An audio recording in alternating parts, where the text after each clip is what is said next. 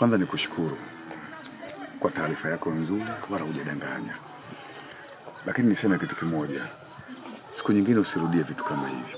Hivi mfano mimi ningekuwa mtu wa hasira kali, ningeamua kuja na kisu au kitu chochote cha kuwadhuru.